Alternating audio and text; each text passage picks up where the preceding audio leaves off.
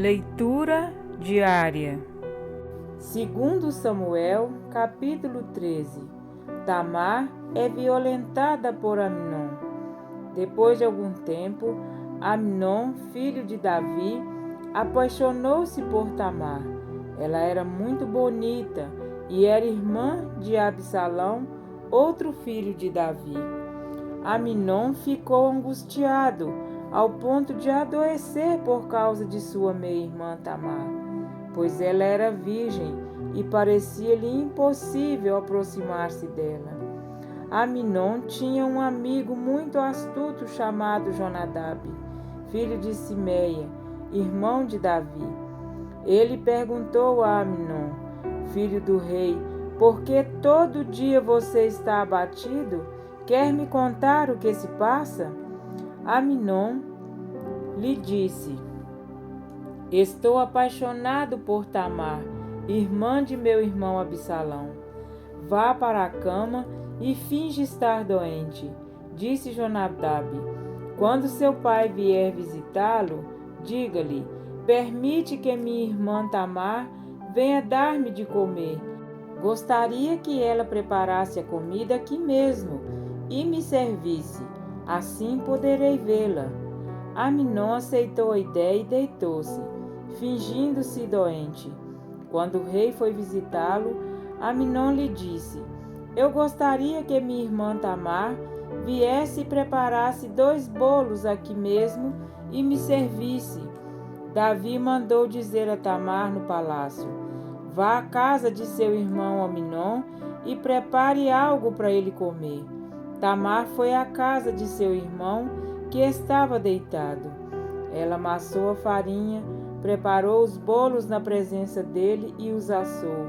Depois pegou a assadeira e lhe serviu os bolos, mas ele não quis comer.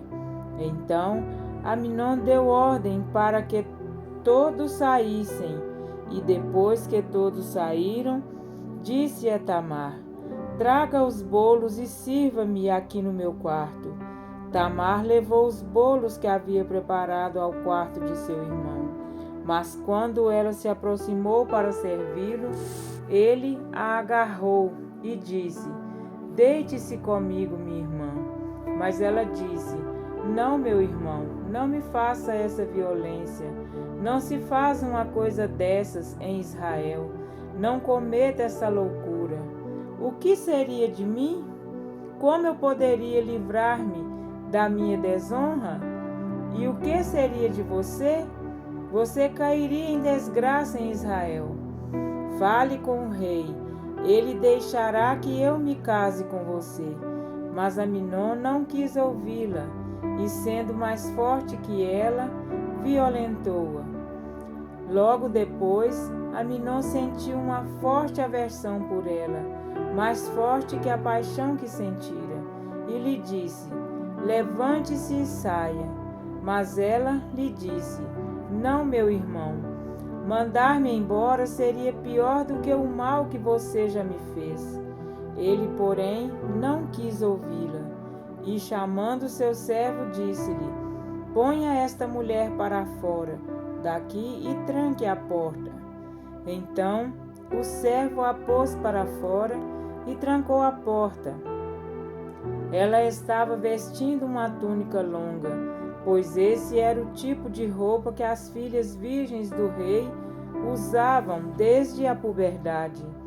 Tamar pôs cinza na cabeça, rasgou a túnica longa que estava usando e se pôs a caminho com as mãos sobre a cabeça e chorando em alta voz. Absalão, seu irmão, lhe perguntou: seu irmão Amnon lhe fez algum mal? Acalme-se, minha irmã, ele é seu irmão, não se deixe dominar pela angústia. E Tamar, muito triste, ficou na casa de seu irmão Absalão. Ao saber de tudo isso, o rei Davi ficou indignado, e Absalão não falou nada com Amnon, nem bem nem mal, embora o odiasse por ter violentado sua irmã Tamar. Absalão mata Amnon. 2 anos depois, quando os tosqueadores de ovelhas de Absalão estavam em Baal-Azor, perto da fronteira de Efraim, Absalão convidou todos os filhos do rei para se reunirem com ele. Absalão foi ao rei e lhe disse: Eu, teu servo, estou tosqueando as ovelhas, e gostaria que o rei e os seus conselheiros estivessem comigo.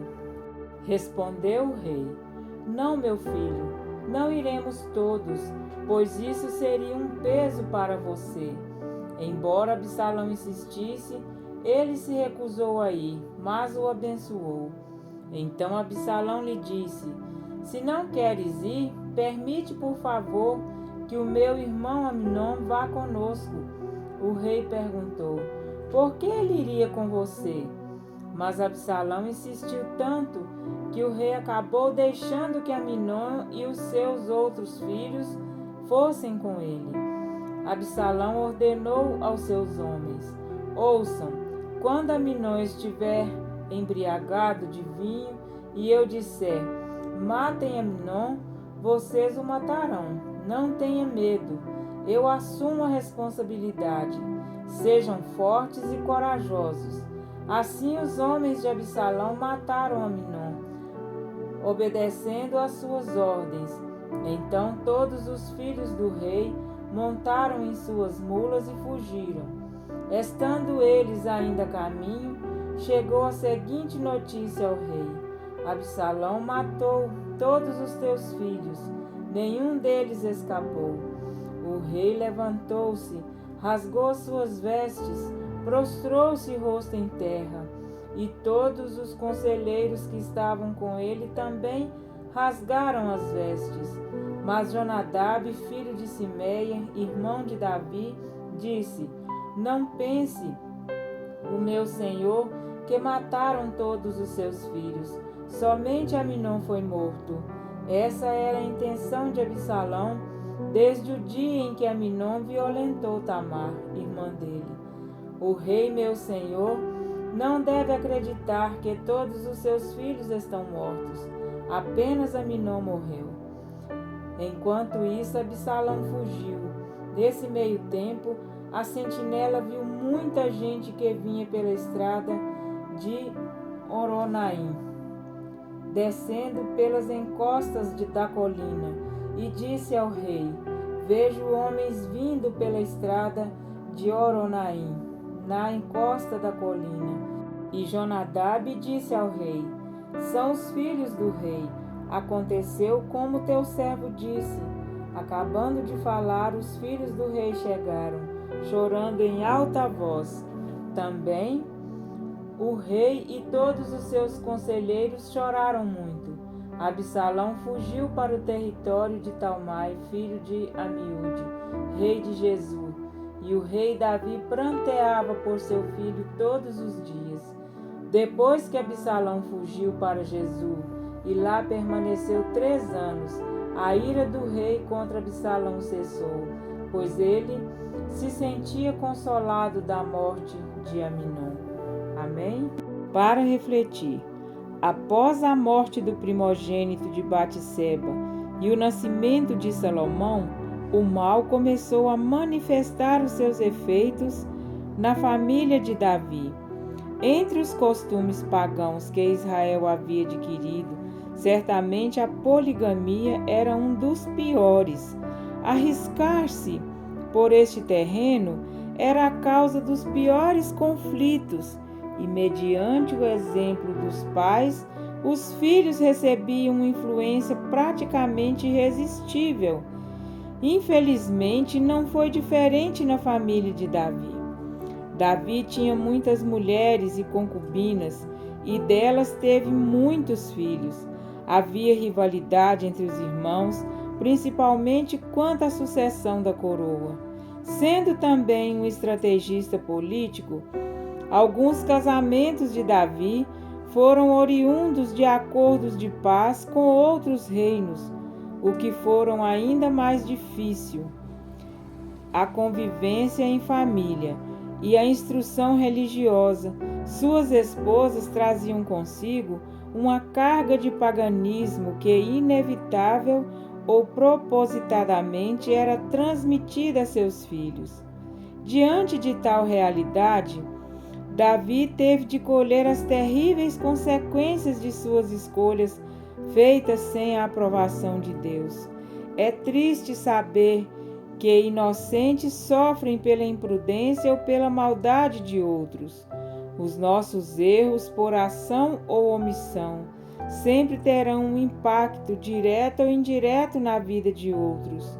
Creio que não haja uma violência pior para uma mulher do que um estupro. A beleza de Tamar tornou-se a obsessão de Amnon, que, dando ouvidos a um conselheiro malicioso e sagaz, arruinou a pureza de sua irmã, meia-irmã, e assinou o seu próprio atestado de óbito. Os rogos e o comovente apelo de Tamar não foram suficientes para aplacar o agressivo desejo carnal de Amnon, mas, conquanto a tivesse desejado antes, após o ato, maior era a aversão que sentiu por ela. Naquela situação vexatória, Tamar foi acolhida por Absalão, que, diante da surpreendente e revoltante omissão de Davi, aguardou friamente o tempo certo para vingar a desonra de sua irmã. Neste caso, acima de ser o rei, Davi era o pai, e o seu silêncio quanto ao sofrimento da filha e quanto ao crime de seu filho lhe custou a morte deste e a fuga de Absalão. Por mais que houvessem experimentado o perdão divino, os pecados de Davi sempre lhe voltavam à memória e sentia-se desprovido de autoridade para reprovar os pecados de seus próprios filhos. Como bem escreveu o apóstolo Paulo, vivemos em tempos difíceis, 2 Timóteo 3:1. Assim como a poligamia era uma estratégia maligna para destruir as famílias, hoje o adultério, o divórcio, as uniões abomináveis são os meios que Satanás tem usado para o mesmo fim. Assim como Jonadab era homem muito sagaz, há um inimigo muito sagaz com milênios de experiência em roubar, matar e destruir. João 10:10. Portanto, amados, diante das sugestões malignas, não faças tal loucura, destruindo a sua vida e a vida alheia, apenas para saciar as paixões carnais, que têm levado milhares à morte eterna. Nesse sentido, precisamos mais do que nunca vigiar e orar, e como Jó, desviar-nos do mal. E se você já foi vítima da maldade alheia, não se angustie o teu coração por isso. Ainda que neste mundo você só tenha encontrado quem lhe machucasse e fechasse a porta, Jesus lhe diz hoje: eis que estou à porta e bato. Se alguém ouvir a minha voz e abrir a porta, entrarei em sua casa e cearei com ele e ele comigo. Apocalipse 3:20. Aceite o convite daquele que verdadeiramente te ama e você terá um final feliz e eterno. Amém?